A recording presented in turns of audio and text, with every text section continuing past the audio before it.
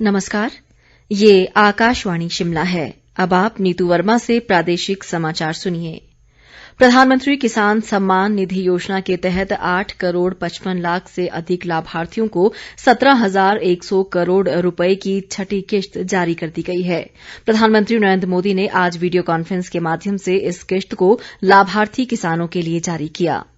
इस अवसर पर उन्होंने कहा कि केंद्र सरकार की विभिन्न योजनाओं के माध्यम से किसानों को आत्मनिर्भर बनाने का उद्देश्य पूरा हो रहा है।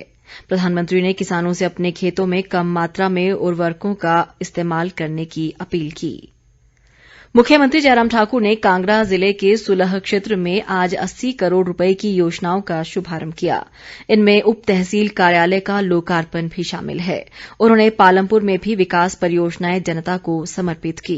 पालमपुर में एक सभा में मुख्यमंत्री ने कहा कि कोरोना संकट के दौरान राज्य सरकार ने बाहरी राज्यों से करीब 2.5 लाख लोगों को घर वापस लाया है, लेकिन ये दुर्भाग्यपूर्ण है कि कांग्रेस नेता सरकार के इन प्रयासों का भी विरोध कर रहे हैं। मुख्यमंत्री ने आश्वासन दिया कि लोगों की विभिन्न मांगों पर सहानुभूतिपूर्वक विचार किया जाएगा।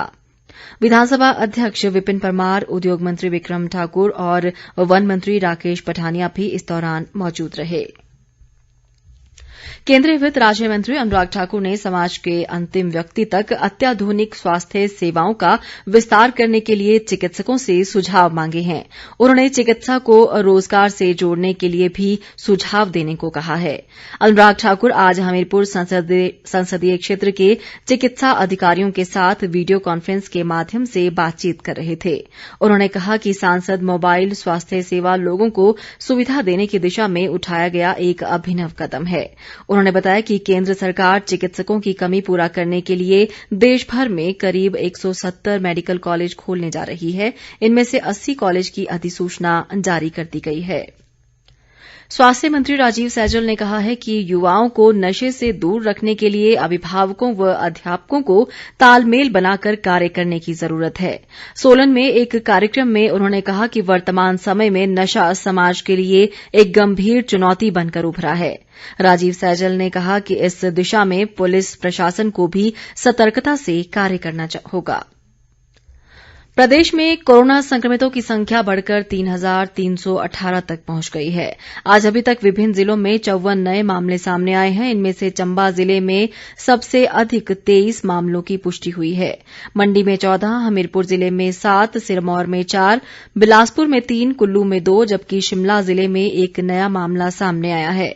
स्वास्थ्य विभाग द्वारा जारी बुलेटिन के मुताबिक अब तक 2,118 लोग उपचार के बाद ठीक हुए हैं और 1,150 से अधिक सक्रिय मामले हैं।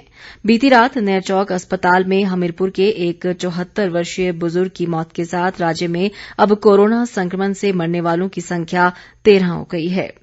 इस बुजुर्ग व्यक्ति को 28 जुलाई को हमीरपुर से नेरचौक अस्पताल शिफ्ट किया गया था। ये व्यक्ति किडनी व हृदय रोग संबंधी गंभीर बीमारी से भी ग्रस्त था। मंडी के उपायुक्त ऋग्वेद ठाकुर ने इसकी पुष्टि की है। खाद्य आपूर्ति मंत्री राजेंद्र गर्ग ने कहा है कि गरीब किसानों व असहाय लोगों के जीवन स्तर को ऊपर उठाने के लिए केंद्र व राज्य सरकार ने अनेक कल्याणकारी योजनाएं शुरू की हैं। घुमारवीं में आज वीडियो कॉन्फ्रेंस के माध्यम से वर्चुअल रैली में उन्होंने कहा कि योजनाओं का लाभ दूरदराज क्षेत्रों के लोगों तक पहुंचाने का प्रयास किया जा रहा है। उन्होंने कहा कि उचित मूल्य की दुकानों के माध्यम से लोगों को मिलने वाले राशन की गुणवत्ता सुनिश्चित बनाई जा रही है। राज्य पथ परिवहन निगम के चंबा डिपो में लाखों रुपए के कथित भ्रष्टाचार मामले में क्षेत्रीय प्रबंधक, अनुभाग अधिकारी और कैशियर को निलंबित किया गया है।